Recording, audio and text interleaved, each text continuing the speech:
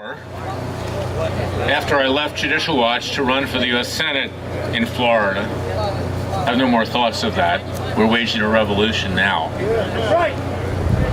An individual came up to me at an event in Fort Lauderdale and offered his help. He's an expert on terrorism. He's a courageous guy. He's taken on the Council for Islamic American Relations. He himself was sued by Islamic interests for challenging their connection to terrorist activities in Dallas, Texas. He's put his life on the line. He's now running for U.S. Congress in the 23rd District in South Florida, which is Fort Lauderdale and surrounding areas, against the unbelievably stupid Wasserman Schultz on the Democratic Party, head of the Democratic National Committee, someone who has no concept of reality. I introduce you to my friend, Joseph Kaufman.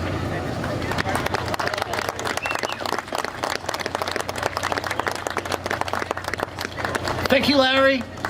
Thank you, Freedom Watch. Thank you for inviting me to speak at this important event today. An event that calls out the president for his and his cohort's role in corrupting the institutions of our nation in a way that threatens to destroy everything our founders fought for and our troops died for. My name is Joe Kaufman, and as stated, I am running for United States House of Representatives. I'm doing so against Debbie Wasserman Schultz, one of the most radical members of Congress. Wasserman Schultz is the chairwoman of the Democratic National Committee, or DNC. As such, she is the face of the Democratic Party, and this is not a face that any Democrat could be proud of. Indeed, instead of representing the interests of Democrats and all good Americans, Wasserman Schultz, to the detriment of her country, has used her position to defend everything that Barack Obama has said and done, regardless of the consequences of the president's actions. When it comes to our nation's health insurance, both Wasserman Schultz and Obama have worked overtime to deceive all Americans. Earlier this month, she admitted this when she was a guest on the Bill Maher show, proudly stating that she, the president, and a good many other Democrats told people that under Obamacare, if they like their health insurance plan, they could keep it. Of course, this was a total lie, as millions of Americans have been thrown off their health plans. I spoke with one woman, Kim, whose daughter, because of Obamacare, had lost her health insurance plan. She said that her daughter had an eating disorder, a pre-existing condition that was not covered by Obamacare, and now she is left without insurance, and her personal well-being is now in jeopardy. And when Debbie Wasserman Schultz and Barack Obama traveled the nation telling Americans that Obamacare provided for competition and choice, that too was a lie. In fact, Obamacare has only strengthened the monopolies that existed prior to Obamacare coming into existence. Friends, healthcare needs to be reformed inside the United States. Costs are too high for people to afford, and not enough people have coverage. But this is no reason for the federal government to take over the entire system, to get so involved that healthcare costs are raised, not lowered, that people are kicked off of their current plans, that businesses are forced to dump their workers, that doctors are driven to leave their profession, and that the economy is damaged to such an extent that it is hard to recover. We have the solution. Health insurance companies need to be allowed to compete across state lines. Tort reform needs to be enacted to stop unnecessary and unwarranted lawsuits from taking place. Keep saying it. Menu pricing for doctors and hospitals could allow patients to know the cost of their procedures before getting the bill. Amen. And pre-existing conditions can be covered by the implementation of risk pools, like auto insurance companies do, to mitigate the costs across the board. Doing these few things will allow all Americans to experience affordable health care, real affordable health care. And it can be done without the heavy hand of government. But before any of this can happen, Obamacare must be repealed. Delays are nice, delays are comforting, but in the end, if we want to have an economy, if we want to keep our nation free, Obamacare must be repealed. Mr. Obama, you can take your Affordable Health Care Act and keep it. America does not want it, never did, and never will. When it comes to our nation's debt, Barack Obama only cares to pile on more. It's unpatriotic! When asked about it, he changes the subject to the deficit, believing that America's citizens are ignorant and don't know the difference. Low information voters. Our government's obsession with spending already caused our credit rating to go down. According to the CBO, if we continue on this path, our national debt will be unsustainable. We can bring down the debt, and the way to do it is by bringing up our nation's energy. We have more natural gas inside the United States than most anywhere in the world. 200 plus years worth. It's clean, it's cheap, and it's abundant. We just have to go after it. Unfortunately, the White House is ruled by a handful of radical environmentalist outsiders who despise all fossil fuels. These are the same individuals who stopped the Keystone Pipeline project that would have created thousands of jobs for Americans. It's the same group that caused President Obama to take up a war on America's coal mining industry, which destroyed thousands of American jobs. And it's the same group that if they have their way, we will be living in darkness and driving our cars like the Flintstones. Fossil fuels expanded food production for all, helped create the automobile and aviation industries, got America through 2 world wars, and propelled the Industrial Revolution. While renewable fuels are getting better and are promising for the future, today's reality is the great fossil fuel. Air Force One flies on it. When it comes to our kids' education, the left-wing progressive movement, championed by Barack Obama and Nancy Pelosi, attempts to dumb down American children by forcing them into failing schools that cannot compete with global educational standards. Studies show that American school children rank in the 20s in the major scholastic categories as compared to other nations. One of the reasons is that there is a lack of school choice. Countries which provide choice for parents to place their children in better performing schools have far greater educational advancement. Choice means competition, and competition is good. But for Pelosi and Obama, their only choice is the Department of Education, which devours taxpayer dollars. When a charter school does poorly, it shuts down. When a public school does poorly, it gets more money. It's time to stop spending the money on the bureaucrats and start spending it on children. We need to close down the Department of Education and send the power back to the states. When it comes to our taxes, Debbie Wasserman Schultz and Obama have a simple plan: tax more. They like to refer to increasing taxes as revenue, but the truth is they've got it backwards.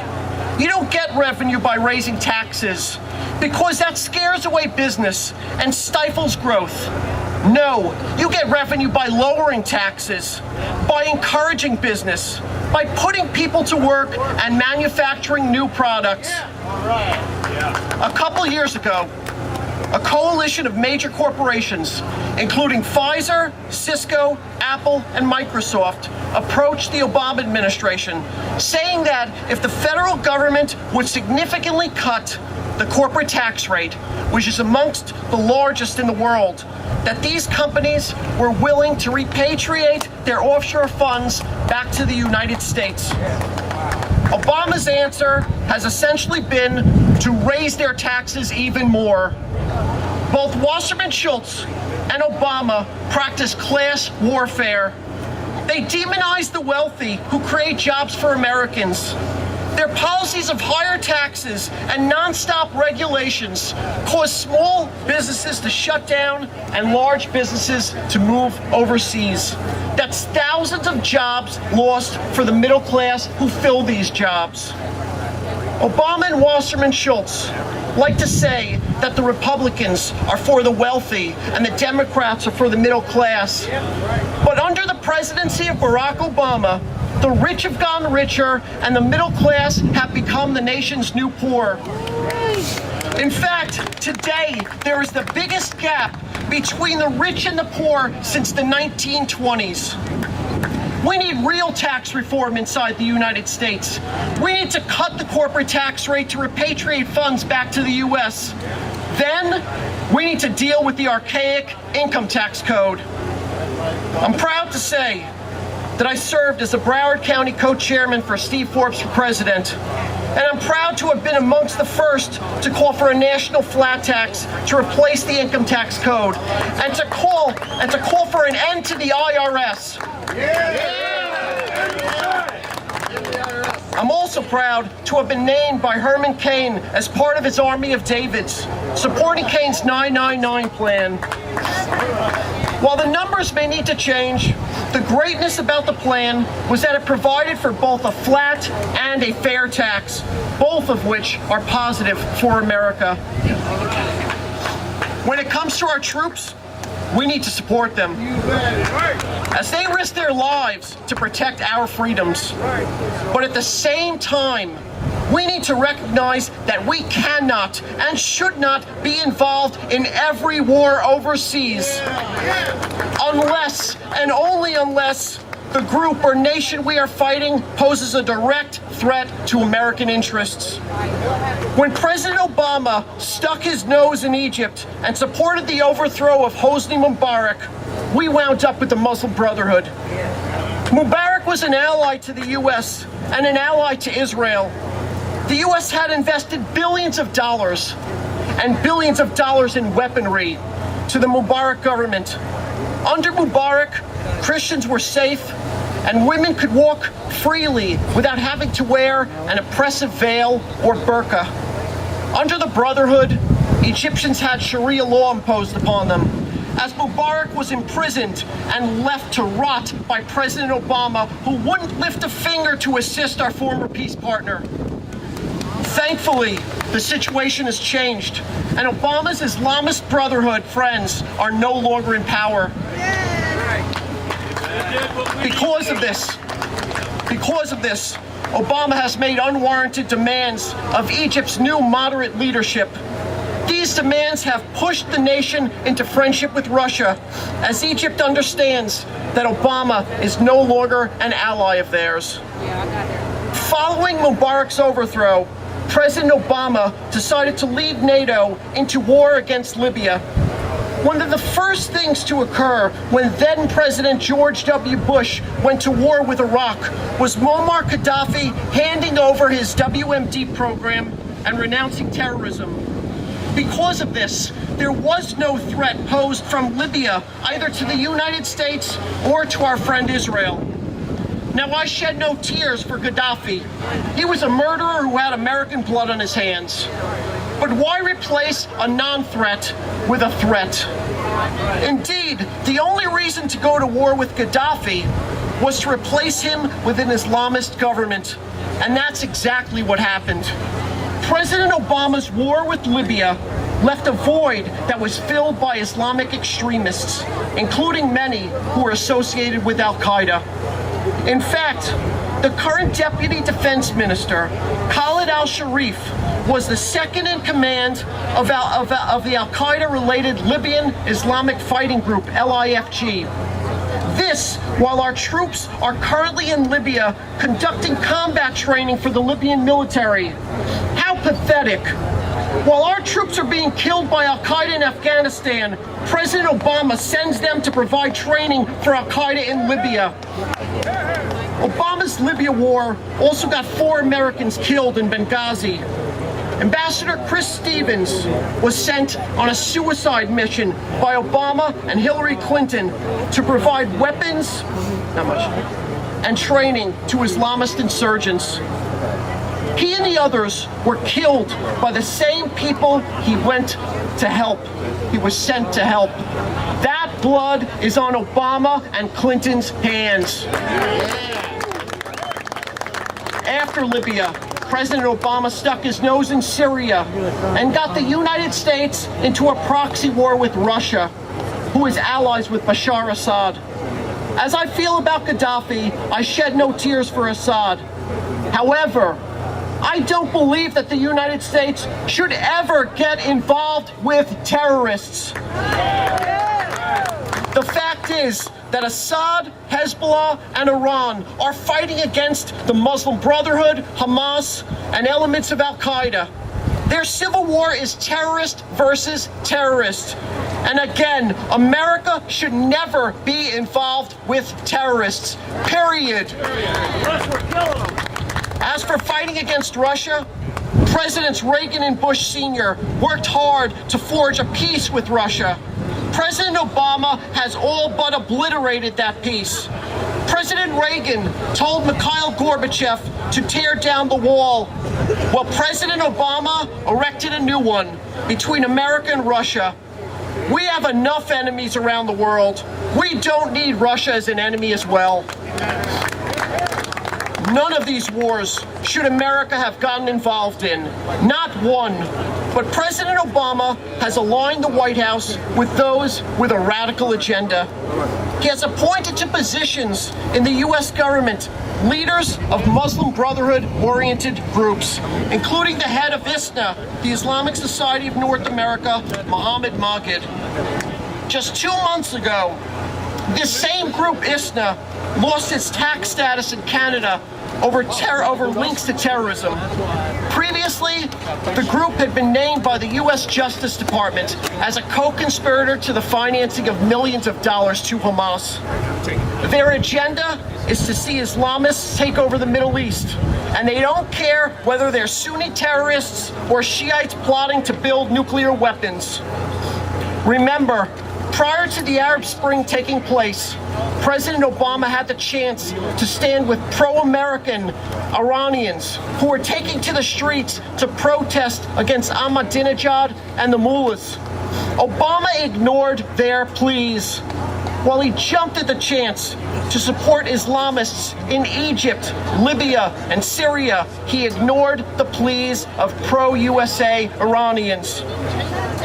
And had President Obama helped those Iranians then, we might not be discussing a potential nuclear Iran today. Does anyone believe that President Obama would ever attempt to stop Iran from obtaining nuclear weapons? More and more it seems as though Obama and Secretary of State John Kerry are desperate to cut a deal with Iran. Both Obama and Kerry will willingly throw Israel under the bus to get a deal done. But a nuclear Iran doesn't just threaten Israel, it threatens us as well. Friends, we live in a defining moment in our history. Today we've been given a choice. Either we fight for our freedoms, our Constitution, our economy, our country, or we allow everything that our founders worked for, everything that our troops died for, to disappear. When my great-grandparents came to this country to escape Hitler, they, like many others, saw opportunity. They were able to build a better life for their children than they had it. And my grandparents and my parents after them were able to build a better life for their children. Today, my wife Emily and I ask ourselves if that same opportunity to grow and prosper in America will be there for our baby daughter. We all have priorities, many of which are of great importance. But today, our priority needs to be protection of America. President Kennedy told us to ask ourselves what we could do for our country. And I say the same thing. Every morning when we wake up, we need to look in the mirror and ask ourselves how we could put America first. Today, how can I put America first? Putting America first means downsizing big government. Putting America first means creating an American healthcare system that is affordable, but that does not allow for government intrusion into our lives.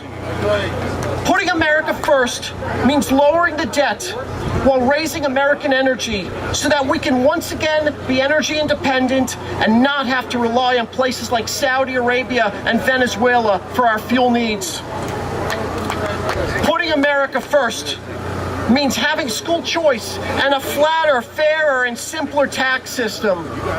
Putting America first means supporting our troops, but also understanding that we cannot get involved in every war overseas.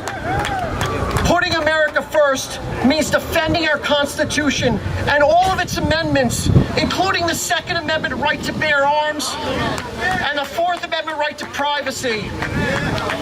And putting America first means sending home those in seats of power who ignore problems and refuse to protect our great nation, the greatest nation on earth. Myself, I've decided that I'm going to put America first by replacing Debbie Wasserman Schultz in Congress with the help of good people like you. Thank you so much. God bless you, and God bless these United States of America. Thank you. I want to thank Joe. He's a great American, and while we cannot endorse or oppose political candidates, take Joe what he says on the merits, because he makes a lot of sense.